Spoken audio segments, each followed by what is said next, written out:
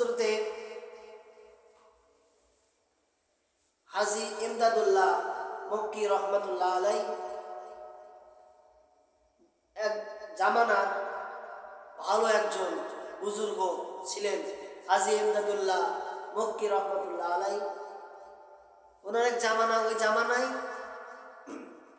ওনার পাশের এলাকায় একজন বেশ্যা, একজন মহিলা প্রচুর পরিমাণে জিনা করত, জিনা নামক গুনার সাথে জড়িত ছিল।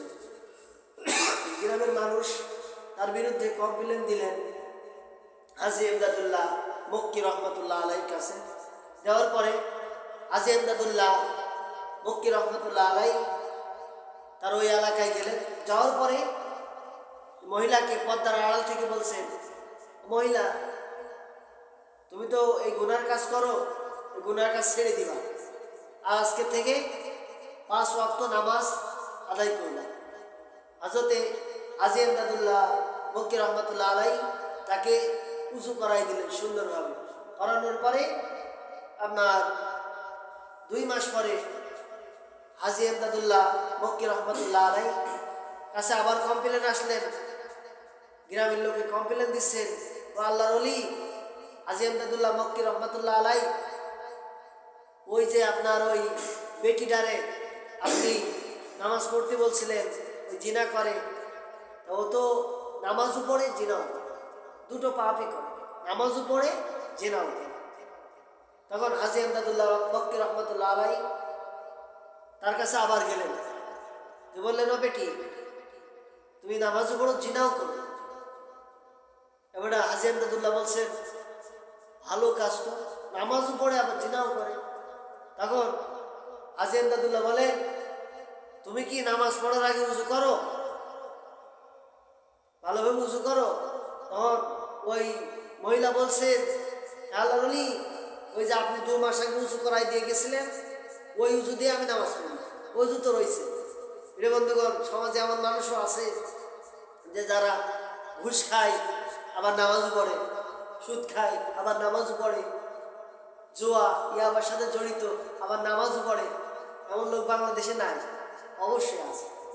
এটা বন্ধুগণ, সুদ খাওয়া যাবে না, ঘুষ খাওয়া যাবে না, আমরা ওয়াজ করি ঠিক, কিন্তু ফলাফল কি দাঁড়ায়? 0।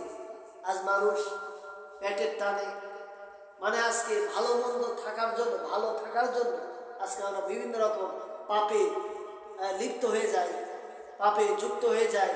এই বন্ধুগণ, এটা পরিহার করতে হবে। তাই দেখেন ওই জামানার হাজী ইমদাদুল্লাহ মক্কি রহমতুল্লাহ আলাই কত বড় আল্লাহওয়ালা। দেখেন আল্লাহওয়ালা না হলে ওই মহিলাটাকে অল্প কয়েকদিন ভিতরে আল্লাহর ওলি হিসেবে পরিগণিত করলেন, আল্লাহর ওলি হয়ে গেল। যে উযু করার পর থেকে নামাজের চাবি কিন্তু উযু, এটা খেয়াল রাখতে হবে। নামাজের চাবি কিন্তু উযু, আর নামাজ হলো বেহেশতের চাবি, মিফতাহুল জান্নাতিস সালাহ। এটা আমাদের খেয়াল রাখতে হবে।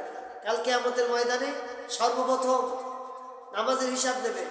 আওয়ালু মা ইউহাসাবু বিহিল আবদু ইয়াওমাল কিয়ামাতিস সালাহ। তাহলে আমাদের নামাজটাকে পরিশুদ্ধ করে পড়তে হবে। আমরা যে খাবারটা খাই, হালাল খাবার খেতে হবে, সব কিছু হালাল করতে হবে। আমাদের এই যে জামা কাপড়, আমাদের জায়গা সাফ পরিষ্কার রাখতে হবে। বন্ধুগণ, হাজী ইমদাদুল্লাহ তাকে বললেন যে তুমি উযু করে নামাজ আদায় করবা। আর আল্লাহ রাব্বুল আলামিন উযুর ভিতরে এত বরকত রেখেছে যে উযু যদি কেউ করে সুন্দরভাবে, তার হাতের গোনা, তার মুখের গোনা, সব শরীরের গোনা আল্লাহ রাব্বুল আলামিন ঝরিয়ে দেন। যেমন নাকি শীতকালে গাছের পাতাগুলো, শীতের মৌসুম আসলে গাছের পাতাগুলো কি সুন্দরভাবে নেড়া হয়ে যায়, টাক হয়ে যায়, গাছে একটা পাতাও থাকে না। ওইভাবে আল্লাহর হাবিব সাল্লাল্লাহু আলাইহি ওয়াসাল্লাম, হযরতে আল্লাহর হাবিব যখন উযু করছেন, একটি জায়গায় উযু করলেন, করার পরে হযরতে আবু হুরায়রা রাদিয়াল্লাহু তাআলা আনহু তার উযু করার পানি দিলেন, সেই জায়গায় উযু করলেন। করার পরে আল্লাহ রাসূল একটি শুকনো গাছে শুকনো কিছু পাতা ছিল, গাছটা ধরে এরকম ধরলেন, একটু ধাক্কা দিলেন। দেওয়ার পরে হযরতে আল্লাহ রসুল সাল্লাল্লাহু আলাইহি সাল্লাম বলছেন, এ আবু হুরায়রা, আমাকে তুমি প্রশ্ন করলে না কেন যে আমি এই গাছটা কেন ঝাড়া দিলাম? তখন হযরত আবু হুরায়রা রাদিয়াল্লাহু তাআলা আনহু বলছেন, ইয়া রাসূলুল্লাহ, তাহলে বলেন আপনি। তখন আল্লাহ রসুল সাল্লাল্লাহু আলাইহি ওয়াসাল্লাম বলেন যে কেউ যদি ইখলাসভাবে সুন্দরভাবে উযু করে আর আল্লাহ রাব্বুল আলামিন তার শরীর থেকে এমনভাবে গুনাহ ঝরিয়ে দেন যেমনভাবে নাকি এই গাছের ডালটা ধরেছি, শুকনো পাতাগুলো সুন্দরভাবে ঝরে পড়ে গিয়েছে। বলি সুবহানাল্লাহ।